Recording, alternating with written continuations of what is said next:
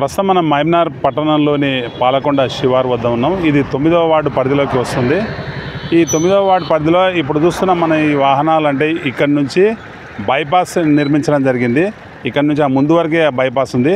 మళ్ళీ అక్కడ నుండి పాలమూరు యూనివర్సిటీ వరకు బైపాస్ వెళ్ళాలి, కానీ అక్కడికి వెళ్లకుండా ఆ రోజున్న పాలకులు తమ అవసరాల కోసమే ఈ మాత్రం దానికి భూముల రేట్లు పెంచుకోవాలన్న దృక్పథంతోన ఈ బైపాస్ను ఎటు కాకుండా నిర్మించారన్న విమర్శలు, ఆరోపణలు ఉన్నాయి. ఇవన్నీ కాస్త పక్కన పెడితే మనం ఒక విషయం ఏంటంటే బైపాస్ రోడ్డు ఉంది. ఇక్కడ నుంచి అంటే హైదరాబాద్ నుంచి మహబూబ్నగర్కి ఎంటర్ కావడానికి, మహబూబ్నగర్ నుంచి ఇటు హైదరాబాద్కి ఎంటర్ కావడానికి 2 వరుసల బైపాస్ రహదారి అంటే 4 వరుసల బైపాస్ రహదారిని గతంలో నిర్మించారు. అయితే బైపాస్ రహదారి నిర్మించినప్పుడు పక్కనే ఉన్న పాలకొండ గ్రామం మనం ఇక్కడ చూడొచ్చు.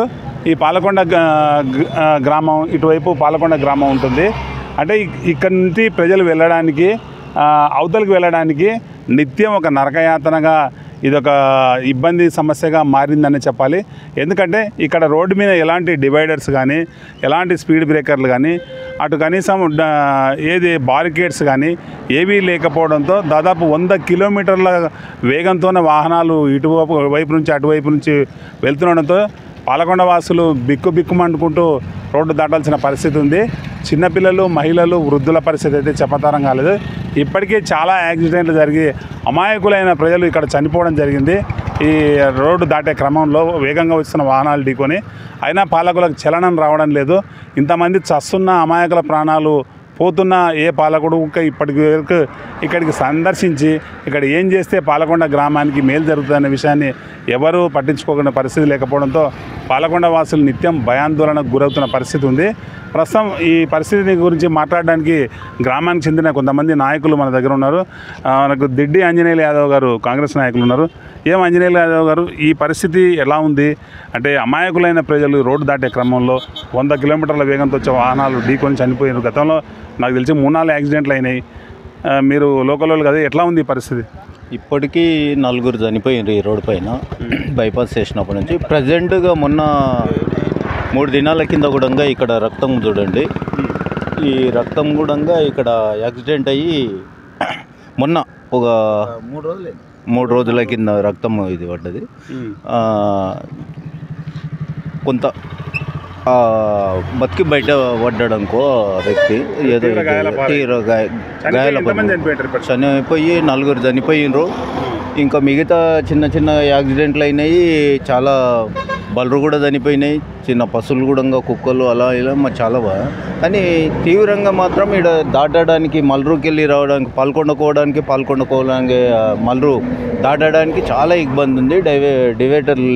డివైడర్లు కూడా ఇక్కడ సరిగా లేకపోవడము, మనకు అవి లైటింగ్ కూడా లేదు. ఇక్కడ సీసీ కెమెరాలు కూడా ఫిట్ చేసిండ్రు, కానీ కరెక్ట్ టైంలో యాక్సిడెంట్లు అయినప్పుడు ఏవి కూడా పనిచేయడం లేదు. ఆ టైంకి వచ్చినప్పుడు పోలీసు వాళ్ళు కూడా పనిచేయడం లేదు అంటుంటారు. ఊళ్ళో కౌన్సిలర్ కూడా కరెక్ట్ పనిచేస్తలేదని, వాళ్ళకి ఎలాంటి న్యాయం కూడా జరుగుతలేదు. కాబట్టి డివైడర్లు బ్రేక్ కట్టలు వేసి ప్రజలకు మేలు చేయగలుగుతారు అని ఆశిస్తారు. ఈ రోడ్ వేసినప్పుడు మీరేం అడగలేదా? మళ్ళీ రోడ్ వేసుకుంటూ పోతున్నారు, అభివృద్ధి కోసం రోడ్ వేస్తున్నామని చెప్తున్నా. ఆ రోజు పాలకులు వేసుకుంటూ పోయినారు. ఈ రోడ్డును కూడా కంప్లీట్ చేయలేదు. ఆ ముందల నుంచి అంటే భూత్పూర్ కనెక్టివిటీ నుంచి పాలమూరు యూనివర్సిటీ వైపు రోడ్డుగా వెళ్లాల్సిన ఈ రోడ్డు కొంతమంది భూముల ధరలు పెంచుకోవడానికి ఈ బైపాస్ వేశారన్న విమర్శలు, ఆరోపణలు ఉన్నాయి. అవన్నీ పక్కన పెడితే, ఎవరి స్వార్థాలు పక్కన పెడితే, కనీసం స్పీడ్ బ్రేకర్లు ఎందుకు వేయడం లేదని మీరు స్థానికులు అప్పుడు ఎందుకు అడగలేకపోయినారు? చాలాసార్లు అడిగినా కానీ ఎక్కడ కూడా స్పందన రాలేదు. ఒకసారి మాత్రం బాగా యాక్సిడెంట్ అయితే మాత్రం పోలీసు వాళ్ళు వచ్చి ఇక్కడ మాత్రం అవి చిన్నవి వేసిండ్రు. ఇక్కడ కూడా డ్రమ్ములు పెట్టిండ్రు, 3-4 పెట్టిండ్రు. అదే స్పీడు బండ్లు రావడంలో అవి కూడా ఎగిరిపోయినాయి. ఇంకా ఈసారి ఎలాగైనా కానీ అధికారులు స్పందించి బ్రేక్ కట్టలు వేయగలరని కోరుతున్నాను. దీని మీద మీరు ఇప్పటికే కలెక్టర్ గారిని కలిసి వినతి పత్రం అందజేసింది కదా, వారి నుంచి ఏమైనా స్పందన వచ్చింది అంటే ఎప్పటిలోగా చేస్తామని ఎట్లయినా స్పష్టంగా ఎంక్వైరీ చేసి దానికి ఏం కావాలి అనేది చూస్తామంటని చెప్పారు. ఇంతవరకు అయితే రాలేదు. మొన్న సోమవారం నాడు ఇచ్చినాము ప్రజావేదికలో, ఇంతవరకు అయితే ఏది ఎంక్వైరీకి అయితే రాలేదు. మరి ఎలా స్పందిస్తారో చూడాలి. మరి ఏం చేస్తే బాగుంటుందని మీరు అనుకుంటున్నారు? ఇంకా ఇమీడియట్గా చేస్తేనే ప్రజలకు న్యాయం జరుగుతుంది. బ్రేక్ కట్టలు వేయాలి. మనకు ఇక్కడున్న లైటింగ్స్, డేంజర్ లైట్లు మనకు ఇంకా ఇక్కడ ఏమైతే అవసరం ఉంది ఈ రోడ్డుకు, ఈ జంక్షన్కి ఏమైతే అవసరం ఉంటుందో అది తక్షణమే చేస్తే న్యాయం జరిగినట్లు ఉంటుంది. మీరు ఎన్ని రోజులు ఉంటుంది చూస్తుంది పరిస్థితి? సార్ నేనైతే అంటే ఈ రోడ్ వేసినప్పటికీ చూస్తున్నా సార్, అని ఏం ప్రాబ్లం. ఆడో యాక్సిడెంట్ అయింది, వీడో ఒకటి, అక్కడ మా ఊరి పిల్లాడు ఆడో ఒకరు చనిపోయారు, ఆడ ముందల ఒకరు అని. ఇక్కడ బ్రేక్ లైన్లో సిగ్నల్ లైట్ లేపిస్తే బాగుంటుందని నేను కూడా కోరుకుంటున్నాను.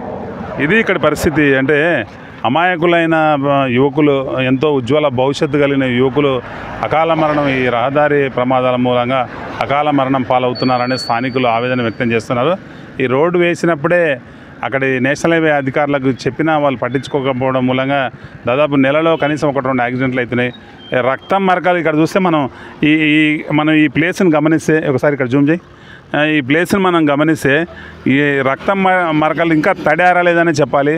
రీసెంట్గానే యాక్సిడెంట్ అయ్యి ఒక యువకుడు ఎవరో ఒకరు తీవ్రంగా గాయపడ్డారని, అందుకు సంబంధించిన రక్తం ఇదంతా పారిందని స్థానికులు అత్యంత ఆవేదన వ్యక్తం చేస్తున్నారు. రక్తం పారుతున్న ఎవరు కూడా స్పందించే పరిస్థితి లేదు.